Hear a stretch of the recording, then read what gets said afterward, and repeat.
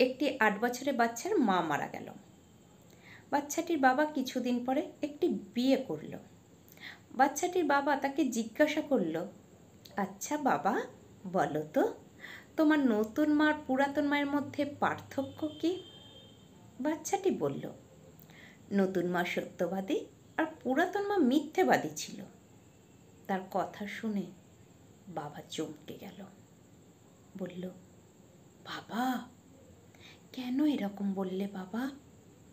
বাচ্চাটি বলল, আমি যখন খুব অন্যায় করতাম আমার মা আমাকে বলতো, এরকম অন্যায় করলে তোর খাওয়া দাওয়া বন্ধ, সারাদিন তোকে খেতে দেব না। আর আমাকে যখন খুঁজে পেত না তখন সারা গ্রাম খুঁজে আমাকে এনে পাশে বসিয়ে খাইয়ে দিত।